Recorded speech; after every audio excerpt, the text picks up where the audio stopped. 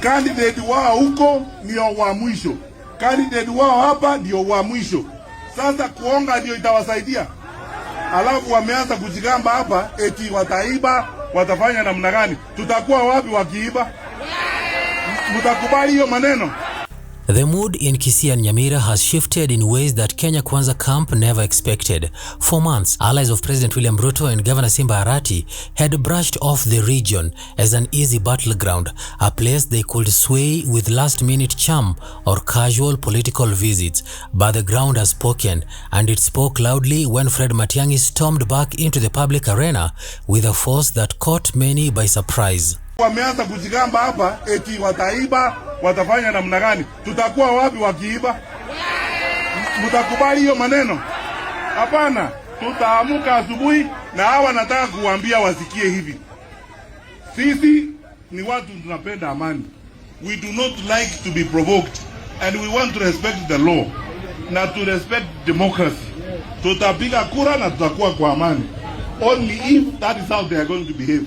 His arrival in Nyamira was nothing short of electric. Crowds poured into the streets long before his motorcade sneaked into town, flooding every corner with chants that told a very clear story. The region had been waiting for his return. Whether driven by nostalgia, anger, or renewed political hope, the people turned up in numbers that left both State House strategists and Kisii County bosses scratching their heads. Sheria haiwezi kuwa inaheshimiwa na sisi watu wa opposition, lakini serikali hawana haja na kuheshimu sheria.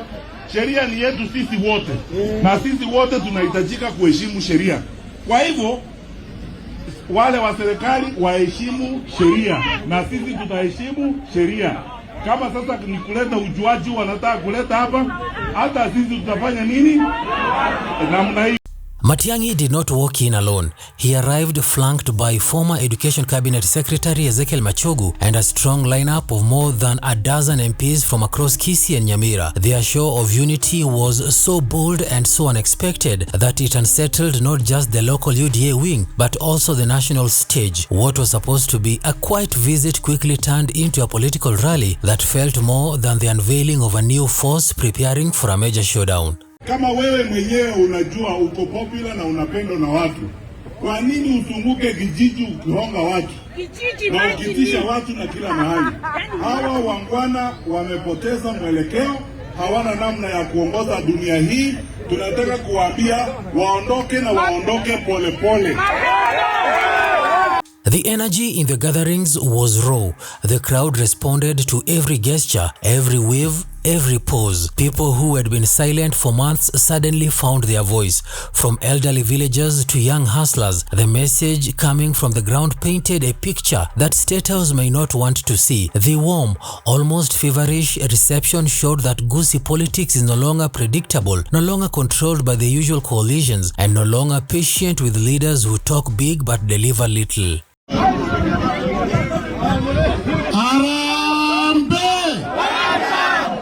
Matiang'i used the moment to remind the region what it means to stand firm. His speech tore through the air with clarity, warning those who think they can manipulate the 2027 race that this time will not be an easy ride. There was a firmness in his tone that set the crowd on fire. He spoke like a man who had returned with unfinished business, a man who was watched silently from the sidelines but is now ready to challenge the system that pushed him out.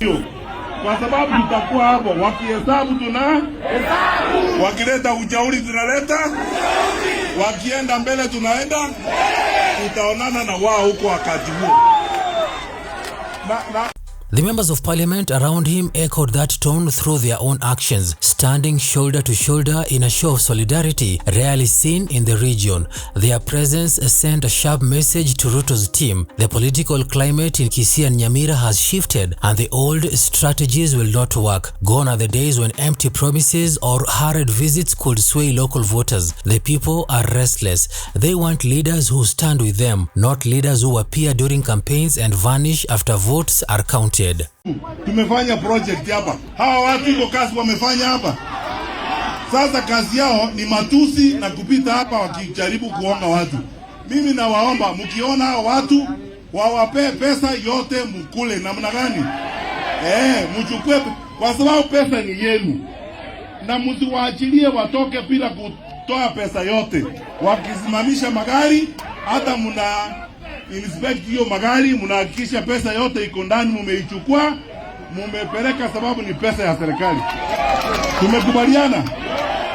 What unsettled the Kenya Kwanza camp even more was how openly the crowd rejected the idea of being controlled or intimidated. Chants rolled through the town like waves. The streets throbbed with energy, with young people climbing buildings, drumming on metal sheets, and waving twigs in the air as if to cleanse the soil of political betrayal. Every sound captured the frustration that has been growing since the last general election. Every chant told its own story of broken trust and unmet expectations. Tumekubaliana na nyinyi wananchi, nyinyi ni watu werevu na tumekuwa pamoja na nyinyi.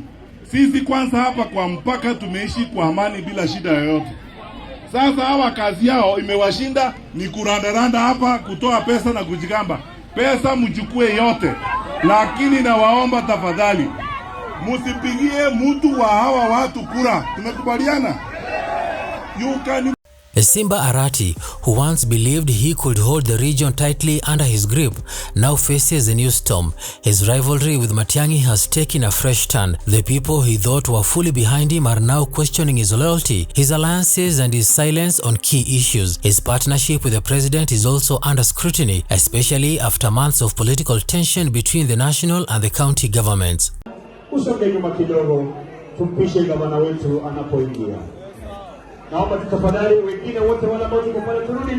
State House agents watching the events unfold describe the reception as a worrying sign. They know that a united bloc of Kisii and Nyamira voters can tilt national politics. They also know that Matiang'i still carries influence beyond the region, influence that cannot be dismissed as mere nostalgia. His return onto the national stage, paired with Machogu and a brigade of MPs, is the kind of formation that can grow into a national movement if nurtured well. Sheria na sisi tutaheshimu sheria. Kama sasa ni kuleta ujuaji wanataka kuleta hapa, hata sisi tutafanya nini namna hiyo, kwa sababu tutakuwa hapo. Wakihesabu tunahesabu, wakileta ujauri tunaleta, wakienda mbele tunaenda, tutaonana na wao huko wakati huo. The visit ended with Nyamira town still buzzing deep into the night. Tea vendors, border riders, and business owners turned the day into a story to be retold for weeks. The crowds dispersed slowly, refusing to let go of the moment. Many of them walked home with a renewed sense of political defiance, convinced that 2027 has already started and the battle lines have been drawn. Matiang'i kiti anaweza simama ni stool akiweka kichange bag. Hii vitu vingine ni vitu zingine mnasemanga zenye azimekigi sense. Kwani unasimama kwa kufanya rally moja Kisii na kwenda kulala kanisani na kutoka hapo na kudance nikaa umelemewa, alafu na kulala church. Hiyo ndio kitu ya kusimama. If Ruto and Arati underestimated the region, that illusion has been shattered. The Nyamira visit has opened a new chapter, one filled with defiance, renewed loyalty, and a rising political wave. And if the energy seen in the street is anything to go by, this wave is only getting started. Harambe! Harambe! Mumesema namna gani? Eti namna gani? Wanaondoka, na wajue kwamba wanaondoka. La mwisho, wacha niwaambie ukweli nyinyi watu wetu. Hapa ni nyumbani, hapa ni kwetu nyumbani. I have polled these words. Niko na mtu hapa ambaye anafanya opinion poll last 1 month, kila wiki mbili. Nyansiongo, Ekerenyo, Nyamaiya. There is no chance in hell ya mtu wa UDA kushinda hii kiti hata moja.